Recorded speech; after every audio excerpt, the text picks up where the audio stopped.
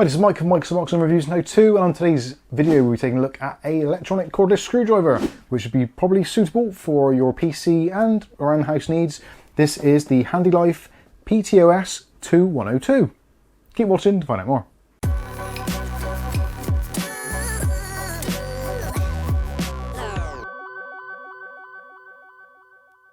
Okay, so in today's video we're taking a look at the Handife.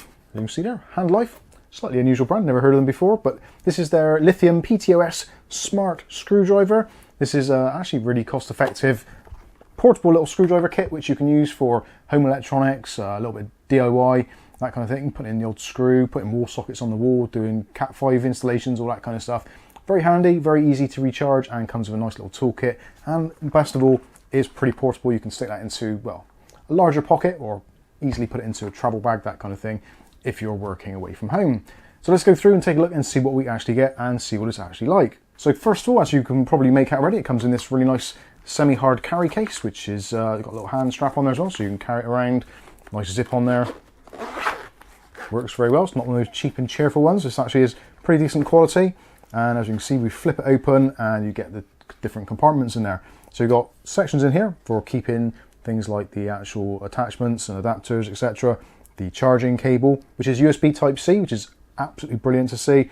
In this particular instance, obviously as it's new, we've got the instructions and also some contact details for Handife, so you can get in contact with them should you have any problems, etc. But realistically, I don't think you're going to have. The only thing is, you probably come to this video because you're working out how the heck to actually use it. The instructions themselves don't really tell you a great deal, and the Amazon listing as well doesn't do much either. Lots of pretty pictures and some pretty decent pricing. This at the moment in the UK you can pick up for somewhere in the region of about £25, which for the specification is actually pretty darn good value for money. Now there are certainly cheaper ones on the market, and there's also ones which come with more accessories, but generally they're a little bit lower voltage. This one is a 4-volt unit and comes with a 2 amp hour battery, which again is pretty decent for the money. One of the key features is the actual power of this. So most of the cheaper ones on the market, especially if you look through Amazon, you'll see there's a whole host of them. This one actually has more power than most of them. So this will actually produce somewhere in the region of about 5 Newton meters of torque in automatic mode. And if you stick it into manual mode, you can actually apply up to 10 Newton meters of torque force, using it just essentially as a screwdriver, which is absolutely brilliant. Weight-wise, we're looking around about 280 grams of weight, and we have a rotational speed of somewhere in the region of about 260 RPM. So not too fast, not too slow, just about right in that kind of Goldilocks zone. So let's take a look at the actual unit itself first of all and see what it's like. It's actually pretty ergonomic. It's got a quite nice design to it as well. The colour scheme is a little bit, I'm not entirely sure, but yeah, does the job. And at least if you're working in slightly limited conditions in terms of lighting, you're going to find the on button and the kind of selection buttons on the side pretty easily. On the side, we've got nice moulded rubberized grips on there, so you get a really nice grip, firm grip on it, which is excellent.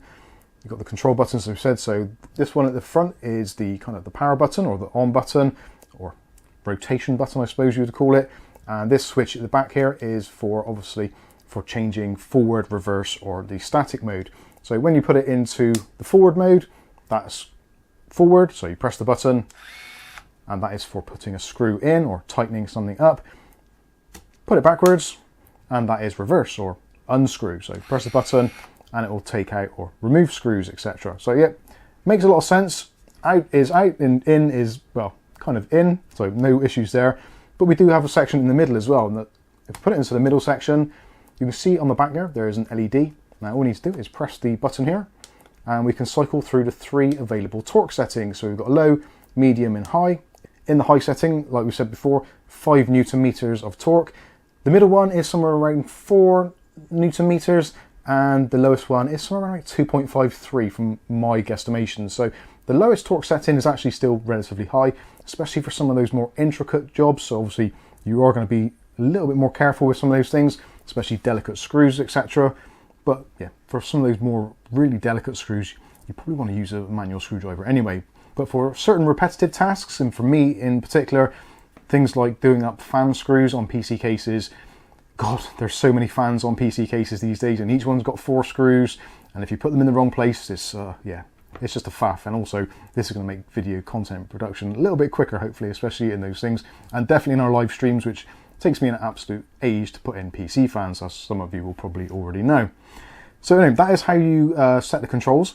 Another cool feature of this as well, so not only have you got the control buttons on the side to do what you need to do, also it has a kind of like a push sensor. So when you actually press in, so if you've got a screw in there and you're pushing down on it, depending which mode we're in on this button, so if we're on the in section and you put pressure on the bottom, it's going to try and do up. So you can actually get a little bit of extra torque on it by holding on, gripping to it and just pushing down. So you don't have to worry about actually getting in position and trying to find the button at the same time, which for most people that is going to be kind of the weaker option.